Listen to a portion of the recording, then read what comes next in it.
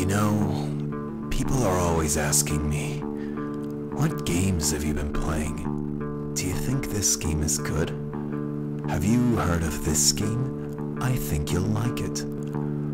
I've become aware of a game we've been playing all along. It's what's called an infinite game. A game where the only correct move is to continue to play. You cannot win. You cannot stop. You cannot take a break, or you will be left behind. All you can do is play. And I will.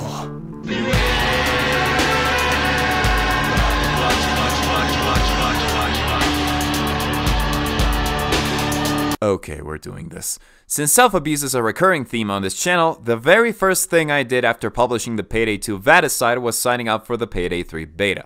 What I wasn't expecting was honestly getting in, mostly because by the time I was notified, Overkill was supposedly done handing out access to the beta. I got the notification on Saturday, August the 5th. It would mark the beginning of a long weekend because August the 6th is Bolivia's Independence Day and we'd get Monday off, and since this thing was done, I obviously promised the boys to spend it entirely with them. And then I checked the beta's duration and, fuck, this is gonna be a scheduling nightmare, isn't it? I'm telling you, getting that beta to run was not an easy task. I was busy and started the download late, and when it was finally done and I sat down to play, I was blue-balled by an equally blue screen of death. One reset of the computer later, and this time the beta was like, "Hey, sicko! How did you get this phone number?" You messaged me first? Took me an hour to sort that out, but this time I got in and now I was finally ready to— Hey, so I'm not sure if this is the real you yet. Can you do something to prove your identity to me? Like signing up to Starbreeze Nebula? Bitch, I will peel off your fucking skin clean! Honestly, it's better than being ghosted. So yeah, these are my thoughts on the Payday 3 beta. I'm gonna keep the format simple, first draft, and very stream of consciousness because I want to release this video before Payday 3 comes out. That means less jokes and less editing, but hey, you get one more video from me before the year is over, so that means I am automatically forgiven and you can't do anything about it. As another quick heads up, I want to clarify the following. Yes, I know the beta is from an older build of the game dated April. Yes, I know the developers are testing their server structure rather than looking for feedback on the mechanics. Yes, I know that the beta has limited content and therefore may not be representative of the complete final product. Yes, I was the original Soy Jack. It was modeled after the constant state of pain my face is in. Alright, let's begin. I am overall very pleased with what I played in the beta. A lot of my grievances were resolved and it seems that they are being actively addressed if the promotional material and interviews are anything to go by. I managed to try out all the difficulties at least once and can confirm that each one has a distinct purpose for existing. I like that the cops share the same health pool and spawn count across all difficulties and just change in behavior as it increases. The weapons have a feeling of added weight and are more clunky to use, which I feel is less of an oversight and more of an active choice to encourage players to take engagements carefully. From what I can tell, the main design philosophy was to strip the game back down to basics while simultaneously refining the core gameplay ideas that dictate the dynamics of each heist to achieve a more focused playstyle. That's kind of a loaded statement, but hear me out. Instead of adding every mechanic the previous games had and all the other ones under the sun, a few of the more unnecessary ones were removed and the remaining ones were expanded upon. That means fuck perk decks, fuck having 3 million weapon attachments, and fuck one down. We can now focus our attention on improving the quality of movement and upping it up to modern standards with vaulting and sliding. Lobbing grenades is quicker and more efficient. Sprinting like the Flash is no longer a thing. There is no divide between the dodge and armor playstyles because one of them is dead, and more importantly, we made health and armor mean something again.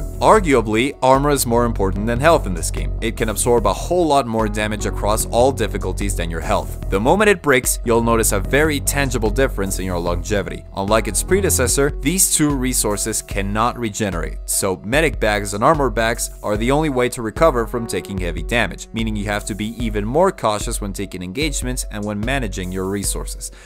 At first, I was conflicted about this, as I believed it would limit the player's survivability and introduce these health and armor slots that would be annoying to keep track of, but the more I played, the more I acquiesced to the fact that this was an overall benefit and ultimately came to agree. There is now counterplay in Payday. The cops have all sorts of methods to deplete your armor or resources, and as a result of actively limiting the availability of supplies, the gameplay is always in a state of flux. Hostages can now be traded for more time before an assault wave, giving you a longer window to avoid taking damage, or for medkits as a backup if you get your ass kicked. The cops will conversely have the hostage rescue team, who will prioritize freeing the civilians over everything else. Why they were removed from the second game I'll never understand. If the hostages helped you save time, then the sabotage squad will waste it if they succeed at messing with your objectives. If you find yourself with too much armor, snipers will attempt to one-shot it out of you to leave you exposed to the other specials. If they fail, then cloakers could use acid to dissolve your supplies or alternatively charge at you to drain your health. The newly introduced naders can use their tear gas to eat your health away without the need to break your armor, as well as being the dedicated smoke and flashbang deployers. Shields will now actively attempt to protect the other cops, and if you underestimate them and try to rush them like in the second game, they will stun you and push you away. Little side note, they gave shields a personality now, which I absolutely welcome. It was long overdue. Bulldozers have been relegated to mini-boss level threat again, given a much needed buff to their survivability and damage, and they drop medkits upon death to reward you for taking them down. All of this goes to show you that there is an emphasis in design. If the player can actively do something to progress, the cops can do something to directly impede them. And if all we needed to achieve this level of polish was sacrificing my sweet little cinnamon roll medic, then that makes me sad, because I like the medic, but I can't see him fitting in without requiring a fundamental breakdown of damage values in accord with counterplay. That being said, the taser and FBI van feel like they could use a little work. The taser's new electric mine is a minor annoyance that electrocuted me once and then never again, and their energy packs that you can shoot to stun small groups of cops is not impactful at all. A shot to the head is way more effective in my experience. The van, on the other hand, only came in twice during my nearly 6 hours of total playtime, and in both instances I was near the end of the heist where I could barely feel the impact of its presence. If I could make any changes to the game first and foremost, I'd start there. It's the only part that I feel is at odds with what I think Overkill is aiming for in Payday 3. On the other hand, I could not, in good faith, critique the stealth aspect of the game because I got nearly no experience with it whatsoever. The way I work is, I like to do things the way I do them and at my own pace. I don't like stealthing with pubs online, I prefer to familiarize myself with the mechanics alone, and then maybe stealth with friends who I can communicate with. If the couple of people I was matched with were trying to stealth, I'd politely wait in the bank lobby and see if they screwed up and decided to continue the heist loud.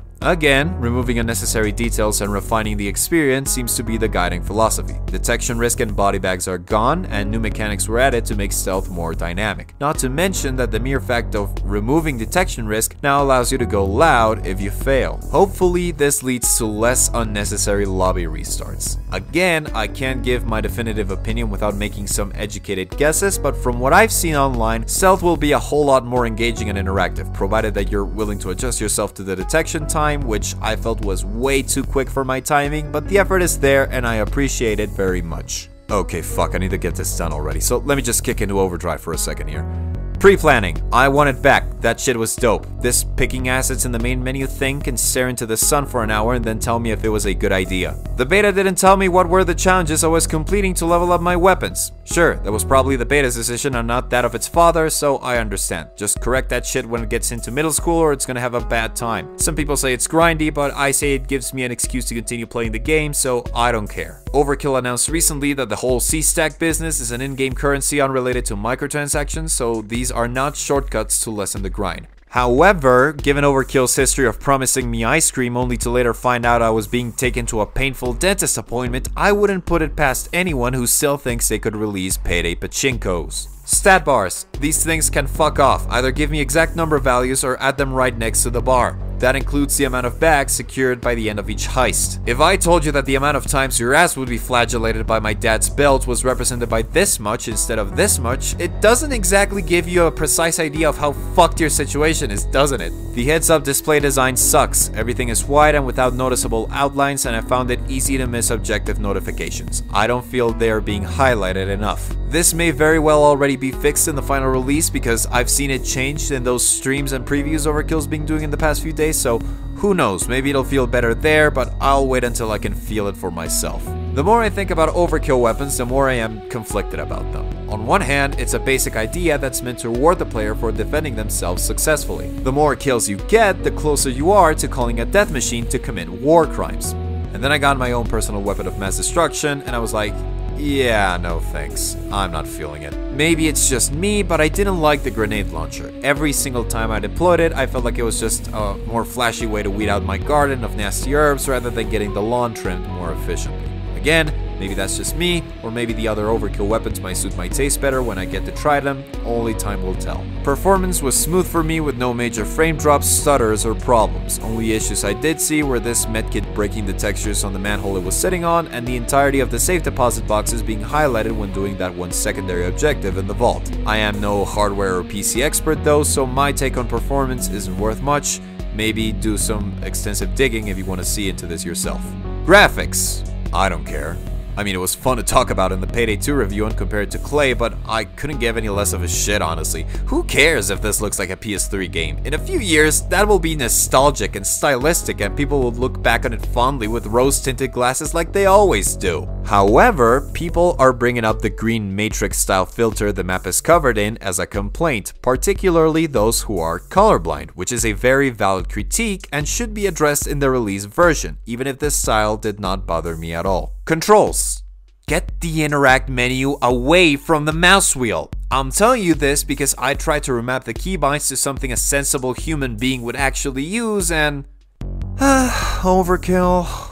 Right, now you want to hear my actual opinion?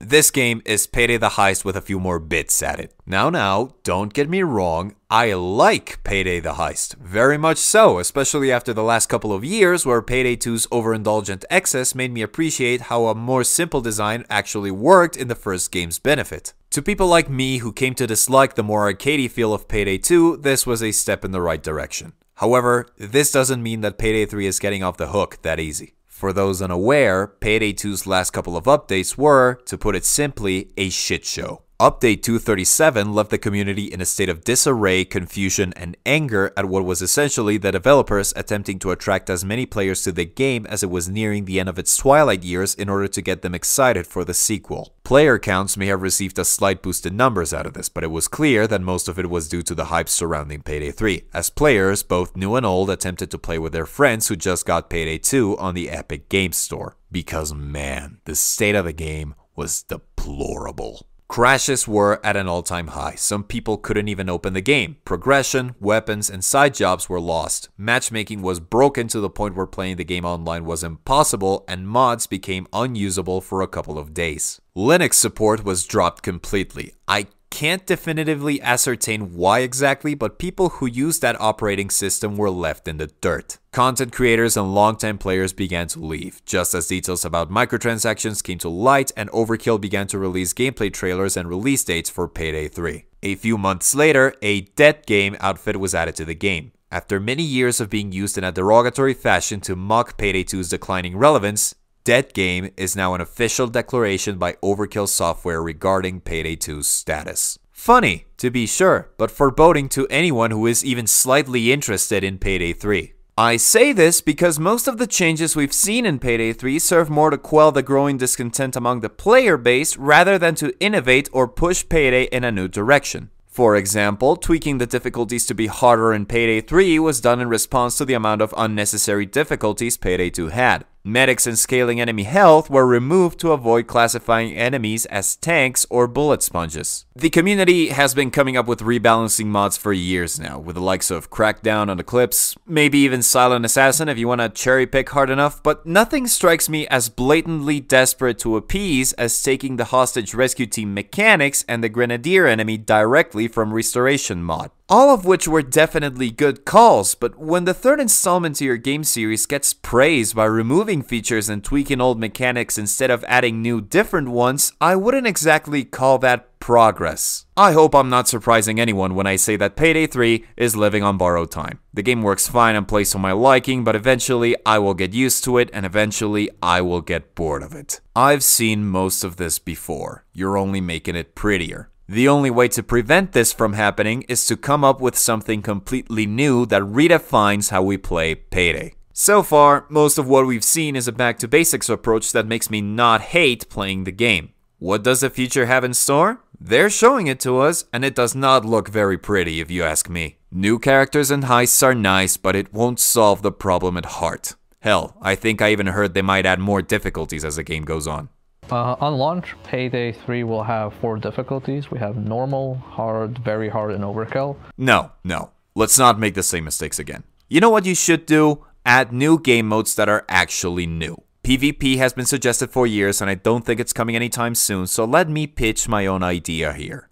Hostage Crisis Mode. The main goal is the same as any other heist. Open a vault of some kind that holds an astronomically large amount of loot. However, instead of fighting the police throughout the entirety of the heist, let the cops prepare. Buff them to unreal levels of damage and increase their spawn counts to make them impossible to defeat. Then, divert attention from the combat to the safe cracking and crowd control situation. Make it so that each member of the crew does something different. One could operate the most complex drill ever built. Another could engage with some police negotiation minigame. Another could maybe do some quiet tunneling for an escape route while the cops are distracted, and the last member could do extra objectives to alleviate the pressure from the other 3. When one finishes, they can aid the others with other tasks, and all tasks help the other in some way. For example, maybe cutting out the lights could help with keeping the hostages pacified. The main idea would be to prevent the police from coming in at all, with you instead doing everything in your power to stall for as long as possible to open the vault, loot as much as you can, and escape before the unbeatable assault arrives. Don't make it a game over when they arrive though. Allow players the opportunity to leave someone behind or maybe have a last stand against the cops where they all die. The whole point of this is to have players organically overwhelmed if they run out of time rather than having a specific fail state. Essentially, what I'm suggesting here is to rip off Die Hard, but from the terrorist perspective. You could maybe even add some rogue cloaker going John McClane on your ass that's constantly sabotaging you while you're racing against time. Maybe I'm asking for too much. Maybe implementing this is too difficult. Maybe this isn't something the devs want to do. Maybe this will be implemented but will turn out to be the worst game mode in all of the Payday series. Or maybe attempting to vary the game modes in an off-the-wall way could give Payday 3 that crucial edge it would need in order to stand out from its predecessors and keep me not only busy but entertained. Remember people, this game will be online only and the servers will shut down eventually. Its days are numbered. My biggest fear is that the game will fail and die prematurely. You know why? Because people will do what they did when update 237 dropped and go back to the past. A past that has already been declared dead.